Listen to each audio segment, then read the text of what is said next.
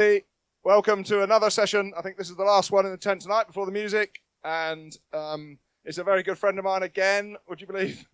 Jez is one of the funniest growers I've ever seen, or ever had the privilege to work with. He advises me on all my variety selections, and so he's going to do a talk on what happens at Daylesford. He's the head grower at Daylesford. And I've seen him come up from a very, very small plot to a very, very large operation.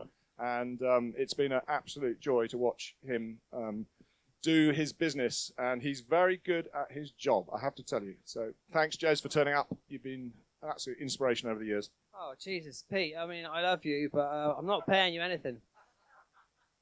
Anybody who knows me knows that I might give you some of my processed gluts for free if you say something nice like that. And so in case any of you get thirsty, and it is past 5 o'clock now, there is cold cider at the front here. And if any of you have engaged in horticulture over the last few years, you'll know that if you, for example, try and grow apples, if you get involved with agroforestry, for example, you need a processing arm, and the easiest way to process apples is to make cider. But you need to be good at making cider if you want repeat custom and good friends. Okay, but not sometimes those friends aren't actually good friends. They're actually bad friends. Anyway, I'll get back to basics. For those of you who don't know me, I'm Jez. I grew up in the Vale of Evesham in commercial horticulture. My parents had a hanging basket nursery. I learnt the work ethic from a very young age, the piecework, filling trays with compost for a penny a tray, collecting moss from the hedges for £3 a fertilizer sack and a kin. And that's what originally drove me as a grower. Actually, you kind of perceive the work you put in gives you a value. So foraging isn't something I'm afraid of, and indeed later in life I became a cider maker based on foraging. But now, so many years later, in 2008, after cutting my teeth after going to Reading University and studying horticulture, being the hippie in the room, and finding out about Holly on the edge of Reading, getting myself into a position where I could blag a couple of walled gardens on the outskirts of West Reading for a peppercorn rent, I cut my teeth in growing. I learned about marketing. I had a year off where I went to visit CSAs in America in '94. And so I got into the whole concept of a box scheme, farmers markets, and more importantly than anything, whilst I was studying at the Central Rocky Mountain Permaculture Institute in Aspen, Colorado, I learned about salad rocket and how you can grow it incredibly quickly. Regular customers will return to you your amazing rocket, and how you must grow it under horticultural fleece to avoid flea beetle. I know it sounds like a very simple sentence to say, but Esme rocket is the most important variety of my current career, or of my life right now. And one of the things I've been doing already today is going around with stickers, trying to get people to commit to 3 really important vegetable varieties that they've grown this season, so we can share knowledge of what worked this year, or indeed what is commercially a good option for you as a grower. So anyway, those experiences earlier in life gave me the opportunity when me and my wife decided to leave the Reading area because we thought it was a bit busy. We didn't have the gig of living on a hard-brick estate, which makes you want to settle down and live here forever, or go to Germany. You don't have to stay here forever. I happened to appear across. I found this advert to run the market garden at Daylesford Organic in 2008, and Daylesford Organic is notorious for being the heart of the Chipping Norton set. So politically, the politics of this group of humans who tend to be lean towards the left don't necessarily balance with the Chipping Norton set. However, the Chipping Norton set are well educated and they love a fashionable crop. And so they're a good market to sell to. And because of the gentrification of the Cotswolds in latter years, it's a destination location for travellers, especially wealthy Americans, and who want to taste the locale. They want the local experience. They want the terroir. They want something unique. And that's what Daylesford has brought to the Cotswolds. It's quite an incredible business if you think about it. We started off 25 years ago with 30 employees. It now has over 1,000 employees. And the principle of the business, we are adding value to the produce of the farm. The farm has grown from 2,500 acres. It's an estate. 2,500 acres to 6,000 acres as local gentlemen farmers have gone, would you like to rent my land? I don't actually have to earn money from my land, but I have land. But I think you do it very well, so you can rent my land. So that's how you get to grow an organic brand. You convince your Shipping North and Set friends that we can help you. Cheap rent, happy days. There's a sort of grant system that works.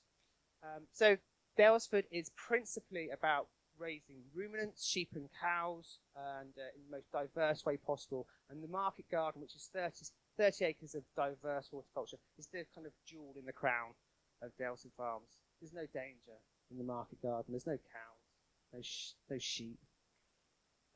And when you have the business is owned by the Bamfords, who own JCB, well-known Tory donors, but we don't bang on about that.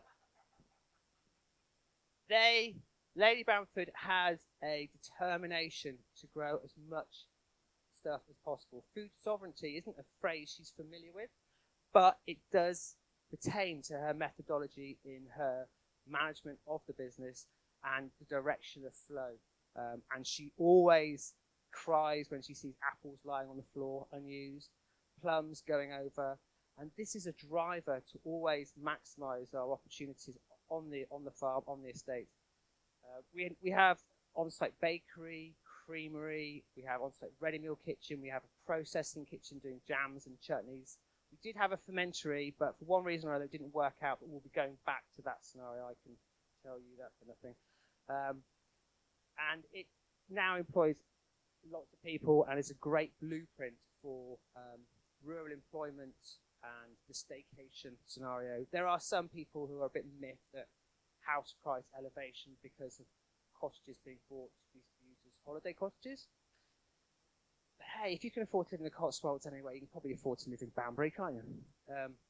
Or Whitney, or Cheltenham, somewhere nearby, and still use the Cotswolds.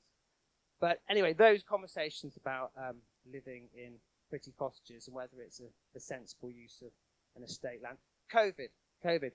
The JCB factory had to sack 5,000 employees or something because orders dropped, disappeared. So lawyers came in. They decided that all the cottages that were employing farm staff on the estate should now become commercially useful property. So they could generate 8 to 10 grand a month as holiday lets, or they could just generate £2,000 a month as staff lets. So this is how it works out. Essentially, it's about jobs. So you kind of lean into it and you think, well, it's actually quite good common sense. Anyway, I'm really getting off the subject. The market garden.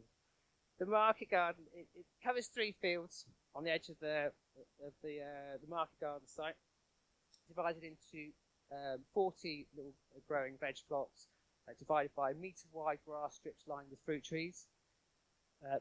Very beautiful.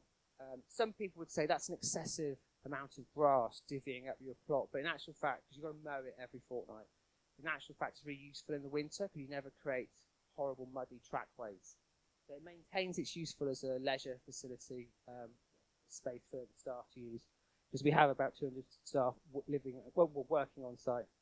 The smaller pieces of ground are used for perennials. Lots of things like rhubarb, strawberries, soft fruit. Soft fruit is actually really quite an unpleasant undertaking, but strawberries and gooseberries kind of let them go because they come at the end of the hungry gap and you've got a bit of capacity to engage with them. But the most of the rest of the land is designed for field scale vegetable production. We do have an agroforestry department that is attached to our egg laying hens business.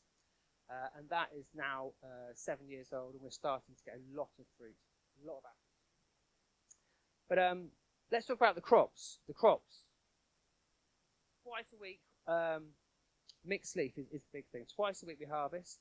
The way it works is we come up with an availability list on a Friday. The business is 4 shops and restaurants in West London, 2 restaurants on site and a farm shop, and the processing kitchens on site, and 3 local pubs.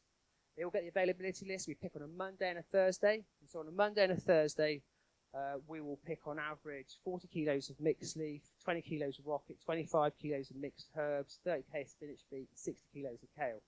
That quick growing leaf is an amazing financial backdrop to giving you the confidence to grow lots of other things. And that's market that we can sell those things, which is probably, I don't know, £3,000 as your basic leaf. That's what you're starting selling every week. This is wholesale prices into the rest of the business. Gives you the confidence to expand into other crops and learn about other crops. The mixed leaf, I'm from the generation of mixed leaves. Pete, Tolly, they're from carrot generation, yeah? Carrot, cabbages, staples, the box scheme. Mixed leaf is how you kind of engage the foodie. The foodie wants rocket, the foodie wants mizoom, the foodie wants red frills mustard. They want kind of, and the foodie isn't just a veg box customer or somebody you meet at the farmer's market, it's a chef. If you can engage with catering customers as well, then growing these leaf crops really helps you up your game, because they're fussy fuckers, chefs. They want small leaves, they don't want to cut their leaves up, and so I've really honed the art of salad leaf, I must admit, because it is the backbone of any business I've been in the last 20 odd years. And so Rocket Esme is my principal favourite leaf, Mizuna, red frills and golden frills mustard. To an extent, in the winter we also grow American landcress, but those 4 salad brassicas, I call them salad brassicas. Joy Larkham in the 80s and 90s, she would have called them oriental greens, but I call them salad brassicas. I mix those with particular Salanova lettuce varieties that give you cut and come again small leaf crops. And the varieties I've gone for this year are one called Extreme and one's called Codex, really unsexy, obviously not heritage varieties, but they give you the most beautiful incised, large surface area, architectural leaf with great colour. And they're robust, they've got great shelf life. I don't wash leaf.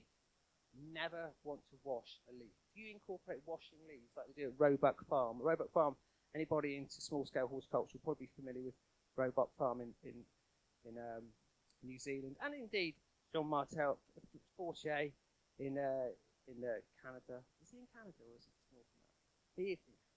So they like washing leaves, and I don't like washing leaves. If you wash delicate salad brassicas, you take off all their shelf life. So if you can grow them clean, very often that means growing them through with Mypex, weed suppressing membrane. Then you'll get repeat customers, and you can always put an advisory on your label, wash before use. But if you're growing dirty leaf and putting it into bags, they're not going to come back anyway. So you will learn that.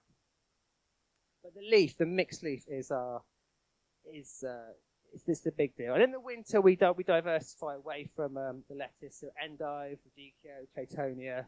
That kind of makes it a bit more interesting in winter. In fact, you could say that winter salad, particularly in November and February, March, is probably the most exciting part of the year, because you're not stressing about watering. You're capitalising on your polytunnel growth as the days get warmer. And because it's that dark time of year, particularly at the end of February into March, to have vast volumes of salad is very, very pleasing. In fact, just growing anything in vast amounts is hugely pleasing. So, spinach beet. I grow spinach beet over true spinach any day, despite the American and New Zealander wanting us to grow the other one. The other one is better, potentially, but spinach beet actually, you're going to cook it. You're going to cook it, and it's more robust. And it cuts and come again a dream. And I've got this trick I've learned, is that even if it gets really weedy with fat hen in like August, because if you have big spinach beet and chard going into this time of year when mildew's an issue, you just run a flail mower over the stuff, you kill all the weeds, like fat hen, you cut that down to an inch above the ground, it's not going to grow back. But also the spinach, which is about to get mildewy and water stressed, it will start again. And if you couldn't get the field hose through the crop because the weeds were too big and they were clogging up the crop, if you flare the whole crop off, you can get the hoe back through, and then your spinach grows back for the September, October, November, even December, January period, clean. So spinach, peach and chard, you can't be without those two. Curly kale, we use it at Daylesford to decorate the butchery counters as well as make the orchard salad, which is the best-selling salad on our deli counters. And it's not even cooked. But if you are middle class and you know about Daylesford orchard salad steeped in vinegar, not cooked, then you know that you can't take that off the list. We're always going to have that at Daylesford. And then obviously, certain times of the year, we go into the Cavolo Nero, sprouting broccoli. We always have to have brassicas. You know, brassicas are a quarter of our land, and we're always going to struggle to know what we're going to commit to. I know that some of you are really into kimchi, and that's a great thing if we can get culturally aware about kimchi, but in this country we're not culturally ready for kimchi. We need to become ready for kimchi, but not everyone can talk about gut health. They just laugh at you and say from farting. But if we could, we would. But so the best brassicas for me are those that give you repeat harvest. So the kales, Cavolo Nero, sprouting broccoli, tender stem broccoli. It's been a pretty thankless 6 weeks in this drought for brassicas, but a lot of the flea beetle in my part of the world got drowned with summer storms about a month ago, and it's looking good, as long as it rains next week. We'll go into winter and we'll have sprouts for November, December, January, and then we'll go into kalettes. Kalettes are an amazing addition to the brassica portfolio because of their ability to not only give you complete dominance over the weeds, because they're the most vigorous brassica in the book, like some kind of ancient hybrid kale that you feed cows. They're a pretty thing. They're easy to harvest, easier than sprouts. They don't hurt your wrist when you're pushing them down on the stem. And they will turn into a sprouting in March, April, that you can sell bunched as well. So you get many bites of the cherry at economic opportunity. So anyway, brassicas. What's the time? What's the time? Good, that's no time. That's good. Does anybody want to cider yet? It's there. Just walk up and help yourself to cold cider. Yeah, find a cup. Potatoes. We all have to grow potatoes. Potatoes give you 2 crops. They give you the potato crop. They give you the following crop. Salad varieties you put in a punnet. That's what we like to grow. Because if you want to come to a place and taste something immediately satisfying and gorgeous, you buy a potato. I tend to grow waxy varieties. I'm a big fan of Twinner, which is quite blight resistant. Not that that's a thing this summer. And I'm always in the market for growing some pink fir apple because that extends your punnet season right into October. And this is a great year to grow pink fir apple because there's no blight about. Oh, you're thirsty. That's good. Alliums. Alliums in our rotation for alliums. We don't actually... The leek. There's more cider in that coal box. Don't hold back. The leek has become our most important allium simply because you can harvest it from mid-September through to May the following year. We only plant 2 varieties, the kind of main crop one and one that comes good in April, May. But it's you don't have to lift it and store it; it sits in the field. And so that period of opportunity with the leek, and when you're worrying about only being able to commit a quarter of your ground to the allium, the onion feels such a...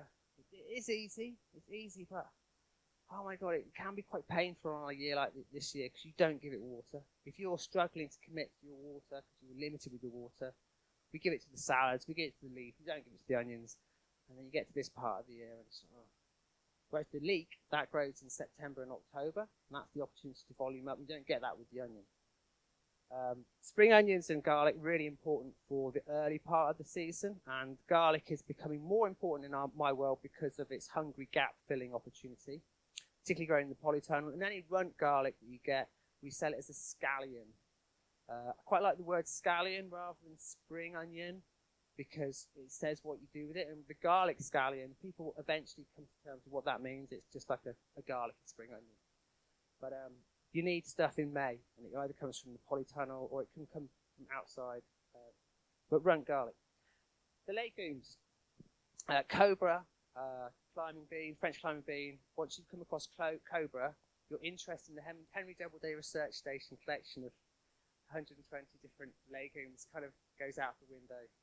It's kind of quite demoralizing to have spent so much of your life interested in heritage permacultural methodology to just grow cobra and just go, I'm just going to grow cobra. I'm not going to grow a flat bean. I'm not going to grow a yellow bean. I'm not going to grow a purple bean. I'm just going to grow cobra. And yeah, we grow them now in the polytunnel. We've got 10 polytunnels, so 1.5 acres of polytunnel. Only half of those tunnels can be solanums in a year, so 4 tomatoes, 1 pepper and chilies. The other are other crops, and it tends to be climbing beans, cucumbers, herbs like black parsley, mint, and basil, and any gaps that come up after the early session when you use the polytunnels for quick growing salads, we'll put it down to celery. But the legumes, it's a cobra, and I'm growing Lady Di runner beans for the first time in a number of years this year, and they're absolute. I forgot that runner beans were popular for a good reason, and they're popular because they're sweet. Man, they are sweet, and so I'm thrilled about getting to know the runner bean again. And Lady Di is it's relatively stringless. I know everyone wants to say their runner bean is stringless, and it's not about. It's more about water than anything. But yeah, I've got stringless runner beans, and you can eat the flour as an edible flour. Unfortunately, the colour of the flour doesn't actually correspond with Lady Bamford's strict pastels only colour scheme. But if you want to kind of upset the apple cart every now and again and throw it into like a Bloody Mary, it's a laugh, in one of our pubs. One of the successes I had I sell cobra for the same price as strawberries. I mean, what the hell am I growing strawberries for? I mean, what the hell? One of the coups this year was growing sugar snap peas, which we planted as transplants at the beginning of February in one of our polytunnels. We had the polyprop netting. I have tried Hessian netting, but come on, guys, it's £200 for a roll, and the equivalent amount would cost you 20 quid if you grow the polyprop. So use the polyprop netting wisely. You can grow a crop of sugar snap peas, and then when they come out, you just lift the net up. You've got to pull the peas off the polyprop. Get your most annoying member of staff to do that job, and then you kind of tie it up, and then you cultivate, and then you plant your French climbing beans in just underneath where you can move the netting, but then you use that netting twice. It's a coup. And sometimes we get upset about plastic use. I mean, fuck it, we have to use. I'm sorry, but yeah, we do get upset about using plastic. But if you use your plastic wisely, it does feel better. I'm not going to go on about plastic anymore. Okay, squash is nice. I won't go on about squash because I've had the best squash crop of my year this year. Of my life this year. It's very exciting. Crown Prince is the banker, and that will store until June next year. And I've got half my customers are catering customers. They want big squash. Big stuff, less prep. Small stuff, that's what you sell to retail customers. There's a variety called Lecker, which Tamar came out with a couple of years ago, and it's a small duck egg blue squash, and that's great for selling to customers because they want to put them in their bowls, fruit bowls on the island unit, and they'll store for 4 months on the island unit, and there's an economic advantage to not buying fruit and just having those on the fruit bowl, but they look good. The Jack B. Little, the acorn squash, and the small red curries will go along with that. I would say 40% of our crop of plants that we put in the ground will be Crown Prince, but we do go a bundle on the red curry varieties, and they are a joy. You never tire of the red curry. And this country needs to engage with squash. I want to call them pumpkins. If I call them pumpkins, Halloween just comes into people's heads. In Europe and North America, they call squash pumpkins.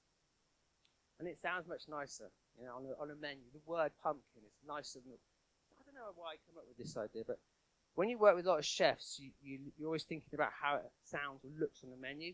And pumpkin word sounds better than squash. Squash is still something somewhat confusing to anybody who grew up in the 70s and 80s. Okay, tomatoes. Tomatoes, you have polytunnels. Polytunnels give you so many more opportunities in life. They protect you from the worst of the weathers, the worst of the wet. They give you 6 weeks extension either end of the growing season. So I always talk about the growing season as being the time between the clocks changing, and the 6 weeks either end of that means you only have 2 months that you're not growing stuff in the polytunnel. So if the doors are closed and the temperature inside the polytunnel goes up to 8 degrees centigrade, you will get growth. So you get repeat salad leaf growth all through the winter. And that's why polytunnels are so important to keep that leaf going. But tomatoes is something that you can either have a glut of and cry about because your box scheme won't satisfy your getting rid of it, or you can engage with more commercial orientated marketing, as in supplying farm shops, supplying a farmer's market stall, and then you want to get excited about diversification. I have brought you the dream punnet of jewels. This is the punnet of jewels that when you come to Daylesford you have to leave with this. You leave with some sourdough and some cheese, but you've got to have one of these as well. And this is years of honing my skills about tomatoes. Yes, it's generally small cherry tomatoes, but Pisano, which is a very productive Samanzano tomato. Samanzanos are traditionally quite pappy, like an old apple. All plum tomatoes tend towards that because they're high pectin content. But that weighs just over a kilo, and one of them has already fallen off. But if you can get 4 trusses like that on a plant, you are winning. And to get big quality tomatoes that you can sell at wholesale for £4.50 a kilo, that's the way you can make money out of polytunnels. So there's the Pisano, which will hang ripe like that probably for a month before they split. And that's the benefit of modern day tomato varieties. We always harvest on a Monday and a Thursday anything that's ripe, and then we water. If you water ripe fruit, it will split if it's heritage type. And we do grow a lot of heritage types, but we're mainly growing hybrid types. And the hybrid types I got particularly excited about this year are Sun Chocolate. We've all heard of Sun Gold. The Sun Gold is quite frankly annoying. It only splits because you've watered it when it was ripe, is what I will say. But the reason you've watered it when it was ripe is because it was small and annoying to pick. If all your tomatoes can be as big as that and you still call them cherry, then you're laughing. And that's the joy that Sakura, any established tomato growers in the room will already know of the variety Sakura. Riverford, half of Riverford's tomatoes are Sakura. There's the reason why half their tomatoes are Sakura. It's the most productive sweet cherry tomato. There's no loss of flavour from growing a hybrid necessarily. Yes, they're thicker skinned, but the thicker skin thing is from a previous generation's moaning.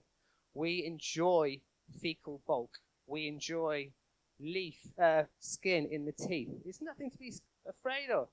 It gives the grower, the poor grower, an advantage if he can grow a tomato with a slightly thicker skin that can endure the supply chain. So these relatively new varieties from Tozer, Sun Chocolate, Sun Lemon, which is the yellow one, and Sun Green. Yeah, it's a green tomato, but it actually tastes. It's prolific and it's quite big. And once you get your eye in, you can tell when it takes that yellow hue that it's ripe. And when they're in the punnet of jewels that you sell for a £5 in your shop, then it's very exciting. So anyway, what I'm talking about here, what is lucrative? The idea behind this talk is lucrative crops and diversification. Lucrative crops is how do you maximise? Lucrative crops is getting the most from your relatively easy to grow crops and selling them through your reliable regular market. And tomatoes, especially in a summer like this, are an amazing thing because your customers will taste them and they will taste hydroponic tomatoes from the supermarket and they will immediately be captivated by what you're doing because the flavour is so different this year. This is the year to engage with people and sell the quality of organic small scale efforts because you get such an impact on flavour with tomatoes. with a lot of things. Potatoes, for example, this year tasting sweeter because there's more dry matter in them because we couldn't afford to water them. But simple things like potatoes, people are getting enchanted by what you're doing. So the reason I'm talking about tomatoes and talking about specific varieties is so you might have the opportunity to up your game and get extra sales from this really quite important crop to engage your customers. Okay, right, so concurrent enterprises, diversification. Well, does anybody want to ask me any questions about tomatoes, quickly? You can be quick. Okay, fine. You can save the questions till the end. We'll go on to that bit of the talk, which is all about diversification within the market garden. So, I want to keep my staff. I want to keep my staff all year round. The thing about Daylesford, we've been very successful in creating jobs where people stay for a long time. They start to buy houses and have family in the area. And it's amazing. There's a farming story where people commit. Yes, a lot of those jobs are through adding value and managing the stores and the restaurants and hospitality parts of the brand. But it also relates to the farm and the farm staff. And we've gone from 16 years ago when I started having like 4 staff. We now have the equivalent of 8 staff. I mean, we actually have 11 staff because quite a high proportion of the staff are part-time women who've had children and come back into the business. And a very cynical part of my perception of this is they love coming to work because they're not looking after their children for that half of the week. And the productivity as a result of that and having the opportunity to negotiate members of staff's hours because they want to work in our space, it's been quite a revelation because I come from Daylesford has this tradition of Harper Adams students taking on farming roles in the farm. And farm managers generally don't like part-timers. They want people to commit and justify the pension scheme and all the benefits and all the rest of it. Anyhow, I get a lot out of my staff. I've got lots of staff, but we are the independent socialist republic within Daylesford. So we're left alone. Incrementally, I make more money every year. So the management, the powers that be, leave me alone. I do lots of tours. I can talk hind leg off donkey about all the cultural growing decisions I've made to visitors and give real authenticity to the brand. So I'm very happy that we get left alone. And we create some great jobs for people. And we continue to grow. But one of the reasons we're able to continue to grow is to use our resources all through the year. So cut flowers has become a sideways movement for me. I was very committed to not ever going back into ornamentals, having grown up on a hanging basket nursery. But now I have tried to grow carrots and make money out of carrots. The apprenticeship scheme, the sort of association used to run a few years ago, they would banter about a statistic that if you're growing a crop, you need to be able to harvest £50 worth of value in any 1 hour of harvesting to make it pay. Now, with raspberries, wholesale raspberry prices, that's hard unless you grow an amazing stand of raspberry. But with kale's like picking up £5 notes off the floor. You can, if you've got customers for it and you've got a good stand of kale, you can pick 200 quid, 300 quid worth in an hour, as long as the boxes are all lined up for you. So carrots, it's really difficult. Radish, really difficult to pick. Well, it should be like £60 worth of value, wholesale value in an hour. Very hard work. You have to be very specialist, probably on drugs to pull that off. So when I started growing flowers, it was a revelation because flowers are so incredibly valuable, like 50 to £2 per stem. And some crops, for example, rhubarb chard, that's one of my cut flowers. Fennel, Florence fennel, it's bolted again. Oh yeah, but hold on, it's going to flower soon. You get a second bite of the cherry, and those opportunities are not to be missed. You can even sell peas. You can sell climbing peas as cut flowers. So this opportunity has been amazing. We're now actually very good at cut flowers. And we will do all the perennials that relate to early production, peonies, iris, delphiniums, phlox, scabious, achillea, even roses and hydrangea. And those perennials are quite early. although they're incredibly prone to perennial weeds, so I probably wouldn't start with those. Biennials and hardy annuals such as foxgloves, cornflowers, scabious, larkspur, sweet rocket, they offer the secondary flow of flowers after the initial early perennials.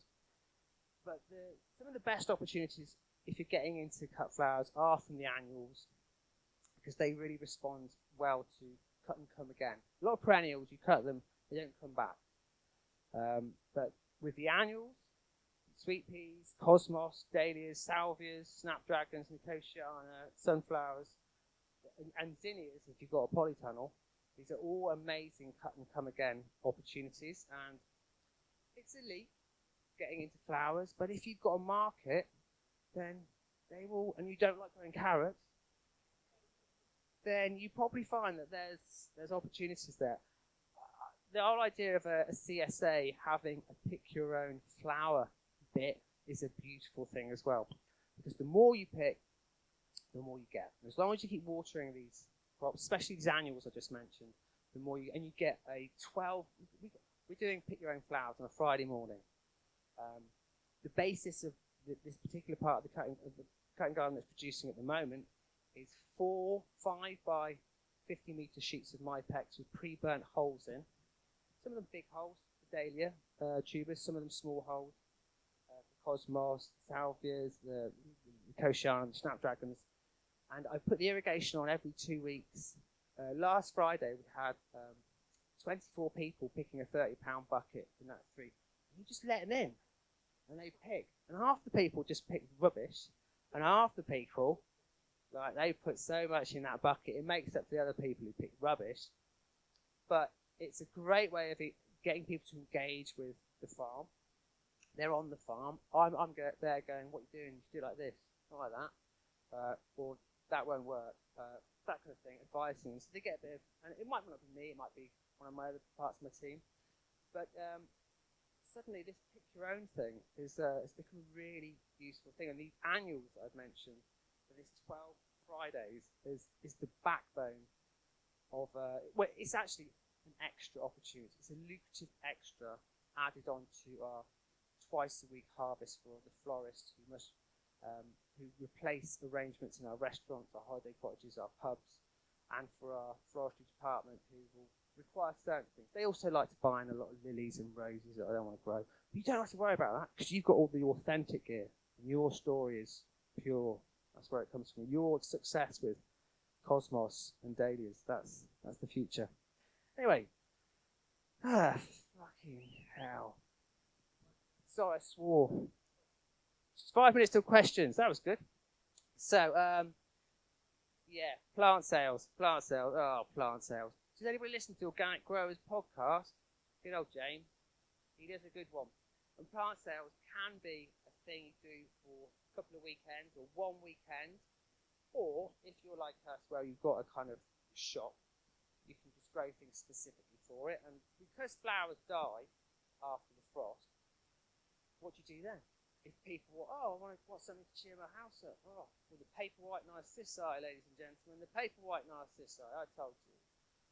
You buy it for 30p from Peter Nissen, and then you sell it for £1.50 in a biodegradable pot, a rice husk pot. You can actually, they program so easily. You get them in a pot, you get them wet, they're in buds 6 weeks later. They just stagger them through the winter months. But that's not eating. That's a bit cynical. Sorry about that. I don't want to get cynical. In the spring, rhubarb, mint, and chives. You have to, if you get perennial weeds like couch grass into those crops, you've got to dig them up anyway and clean them up. When you're cleaning them up, take out big chunks for your own plot, smaller bits, pot them on, make sales for April and May. And then also in April and May, you're doing your first salad selections. You're doing your tomato plants, your chili plants, and all that. And then you get a bit bored because you want to do your field work. And then you might do some pot basils, and then knock it on the head come July, because, quite frankly, you're that busy. You don't need plant sales in your life. Cider making is the way that we have made the most of the glut of apples. I've planted over 1,000 trees at Daylesford over the last 15 years. Some of them are weird and wonderful heritage varieties. Some of them more kind of blatantly for market, i.e. discovery. Discovery generally kind of self-thins it, so I don't know how, but they're generally always quite good discovery. And that gives you early season.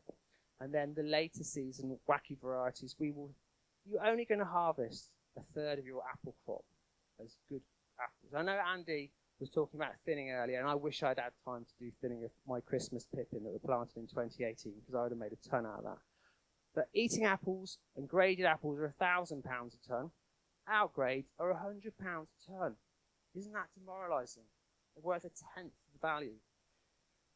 So you either commit to like this summer pruning, the irrigation, and all the rest of it, or they are an opportunity that happens on the fringe of your activities, and you do secondary processing. Cider is the easiest way to process awkward apples. And if you keep the air out and follow some very basic instructions, you can make something that's really quite valuable.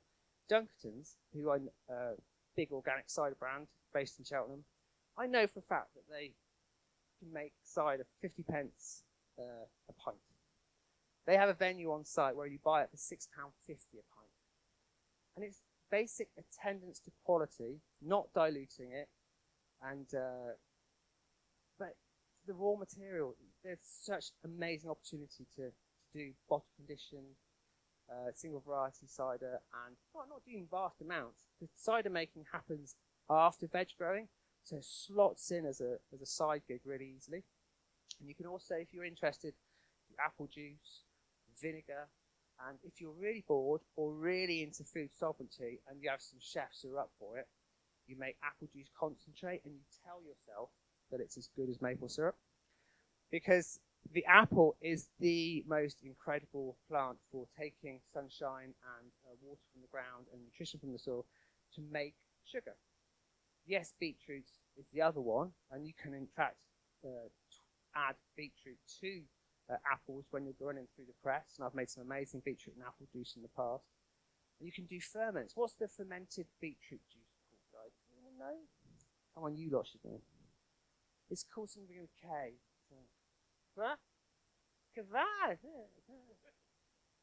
Kvass. Anyway, who wouldn't want some kvass? Is it on the menu today?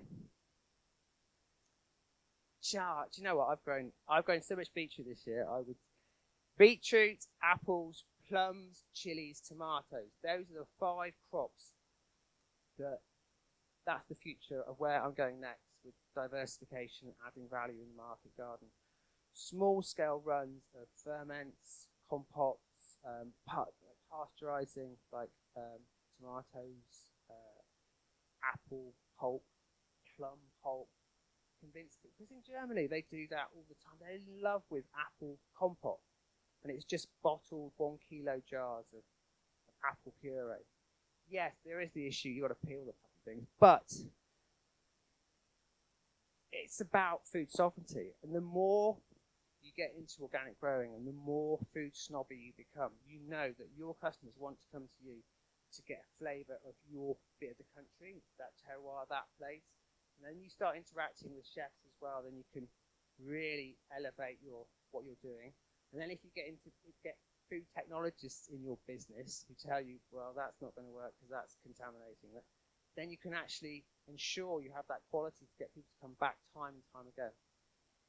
So that is the idea. People come back time and time again, and whenever there's something new on the offer, they go, well, the last time I came back, it was quite good. Even if the first time they came to see you was just because you've grown some rocket 3 weeks running, and it tasted better than any other salad that you've grown. So from Esme rocket, from salad leaf rocket to cravache. Cravache. Yeah. Jez, I can't believe there's not some people in the audience that want to ask you some questions. I know quite a few people in this audience. Has anyone any more cider, by the way? Just be quiet when you're walking up. Has anyone got any questions, Jez? No stumblers. Any questions for Jez? There must be some, surely. Hi. Hi. Thank you for that.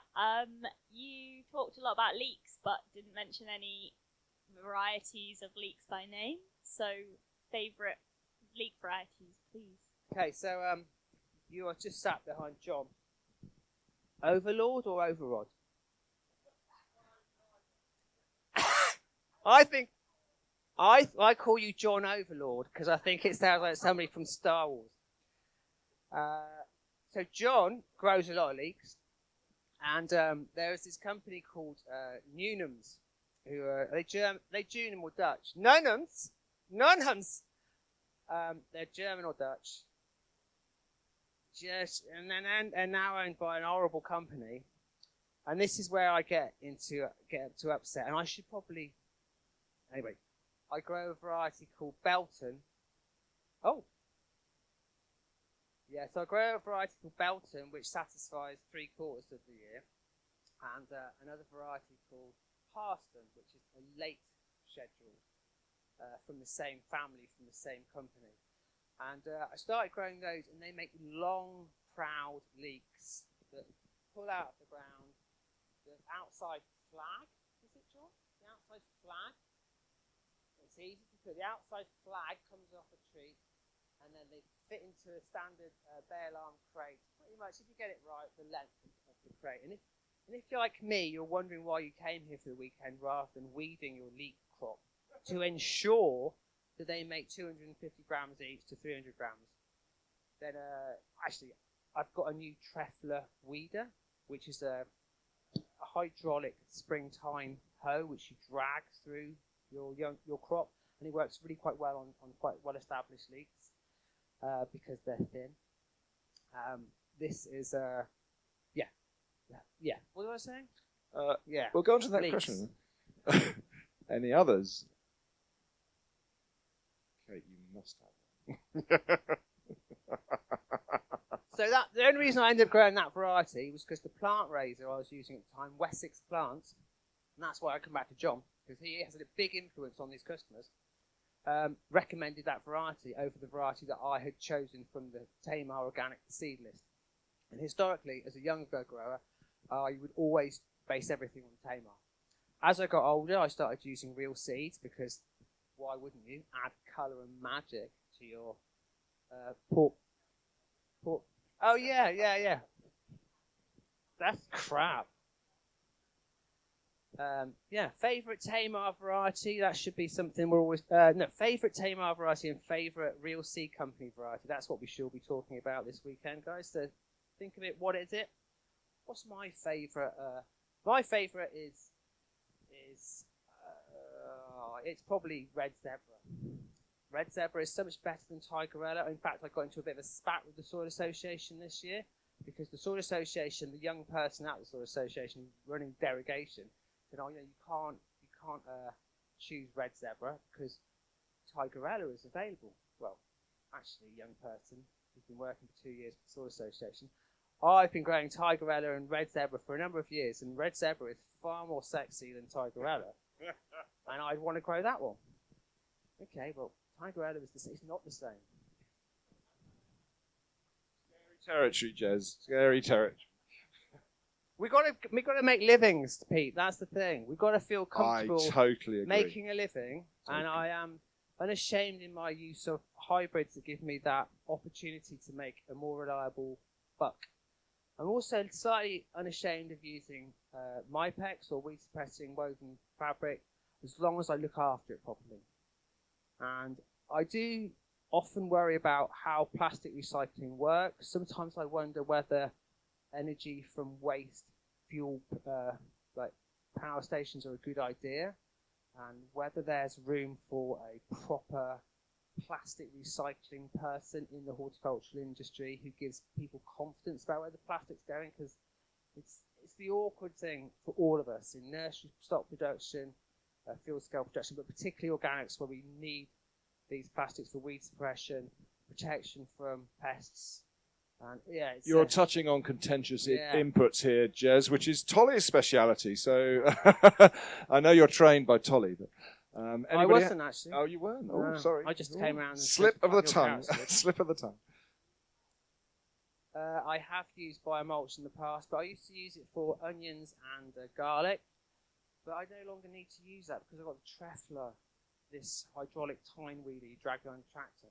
And I've discovered with growing courgettes and squash, you don't need to use that. It's just kind of, you you forget that if you just weed around courgettes and squash early doors and you nail all the weeds by mid-June, then they'll look after themselves.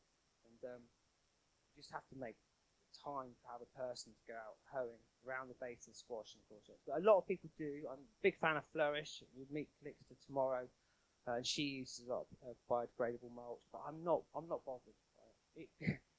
So many years of growing garlic through it and watching it get blown away by the wind after it gets freezing, because when it freezes when it's been stretched on its edges, it becomes brittle, it gets blown away in the storm, you can't put it back. It's just amazing. Sorry, anybody who works with biomulch industries. We've got a couple more minutes. Someone at the back. You might need to come a little bit closer. Sorry.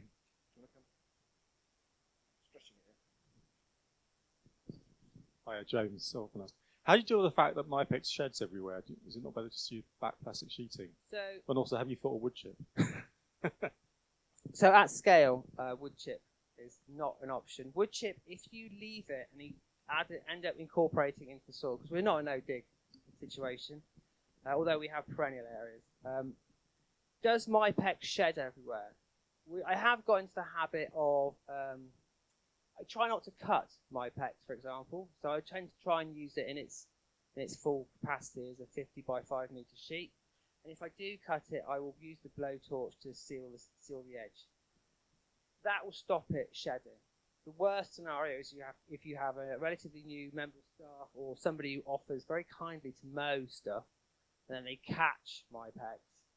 You have to have the diligence to go and pursue them and pick it all up. But yeah, with all plastic, you can mow it and rotivate it, and that's the worst thing in the world. If you could become familiar with like plastics, they're going to be around for centuries, and you end up incorporating the soil. So yeah, I'm using MyPex, but I'm using it diligently, and I like the fact that you can use it for 12 years. I am getting to the stage where I'm starting to think that those burnt holes are getting a little bit fluffy on the 12-year MyPex, which is why I want to feel confident that if I was to throw it away, there'd be somebody to take it away and look after it properly. So yeah, I'm standing in this ground again, Pete. Can't we talk about Christmas wreaths? No. Come on. This is the contentious Christmas issues that wreaths. you keep bringing up. Christmas wreaths, that's good. Anybody else got a contentious issue? No, it's fucking lucrative crop. Contentious input. No, he's doing the recording. Yes. Was it one of your pubs that wouldn't serve JD Vance? That's an interesting point. I had actually the pleasure of meeting JD Vance last Monday, everybody, and it was kind of intimidating because my wife actually reached out to Alistair Campbell after the rest of his politics the week before, because I kind of got the vibe that who can be a very, very important visitor in the Cotswolds, and shit, this has been recorded. Oops. Anyway, he's a lovely bloke, but his friends are really scary, so I didn't ask him any pertinent questions, but I did claim to tell him about mixed farming in its most diverse sense and how it can improve rural employment. So that was good. You did well, Jez.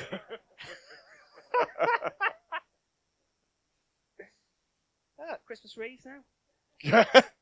couple of minutes. In the winter of 2010, the market garden was covered in snow in December. What do we do? There's five staff by then, kicking their feet. There's polytunnel crops, miserable, sulking. There's stuff outside, but you can't see it because of snow.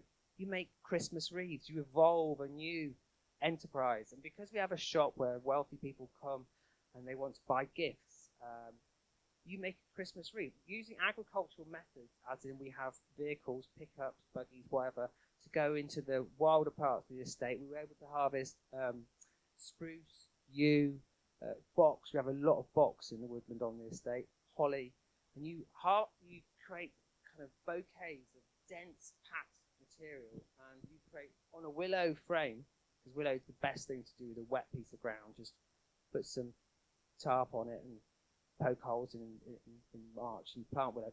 You make these willow frames, and then you can make these wreaths which go on Georgian doors that are massive, and the postman hates you, but you can sell them for 100 quid a go. And obviously I don't sell them for 100 quid a go because the shop is where they sell them, they find the customers for you. I'm a wholesale supplier, but even at 35, 40 quid a go, you get the right agricultural method of harvesting and the production line going on in your packing shed in December. Then you can take the pain out of the misery of snow everywhere. And now we do that all the time. In fact, we do a lot of just harvesting foliage for our floristry department, and we have 20 different wreath making workshops that go on. So if anybody's getting married and wants to take their daughter for a bonding experience, then that's a nice thing to do, make a wreath. Or their son, yeah, I see that. Okay, that doesn't actually happen. Just for your information. But yeah, if you want a special experience with a friend you haven't seen for a while, and it happens to be end of November or December, then come and make a spare 200 quid. Come and make a wreath at Daylesford. Okay, I'll see you there. I'll be the one with the hands ruined by holly. Brilliant. Yeah, have some more cider. Unless there's anyone else, yeah, that was exciting. So a roller coaster, I'd call it. So thank you, Jez, for sharing your experience. Yeah. You are the future, organic growers, land workers. Come on, let's make livings.